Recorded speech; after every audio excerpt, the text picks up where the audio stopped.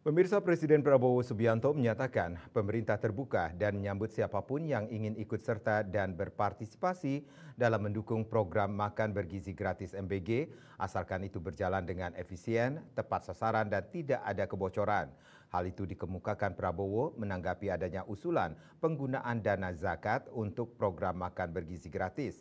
Namun begitu, Prabowo menegaskan pemerintah pusat telah mempersiapkan program ini dengan baik dan siap untuk memberi makan bergizi bagi anak-anak Indonesia di tahun 2025 ini.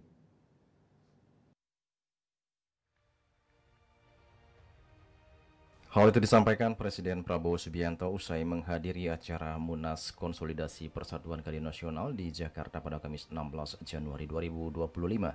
Saat ditanya awak media terkait adanya usulan penggunaan uang zakat untuk program makan bergizi gratis, Prabowo mengatakan realisasi program itu sudah ada pihak yang mengurusnya.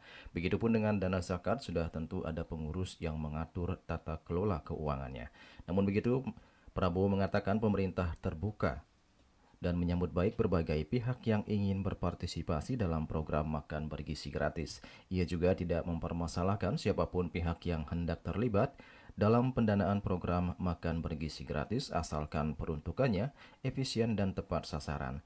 Dalam kesempatan tersebut, Prabowo juga menegaskan jika pemerintah, dalam hal ini pemerintah pusat, sangat siap untuk program makan bergizi gratis MBG, apalagi didukung oleh pemerintah daerah baik provinsi maupun kabupaten kota.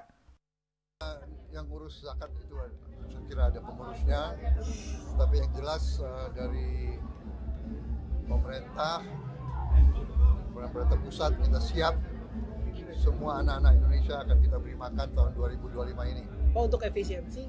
Kemudian dari Pemda juga ingin ikut serta, para gubernur, para bupati ingin ikut serta, monggo kita buka. Siapapun yang mau ikut serta boleh. Yang penting efisien, yang penting sampai ke sasaran dan tidak ada kebocoran. Oke. Wacana program makan bergizi gratis dibiayai salah satunya oleh dana zakat pertama kali dicetuskan oleh Ketua DPD RI Sultan B. Najamuddin.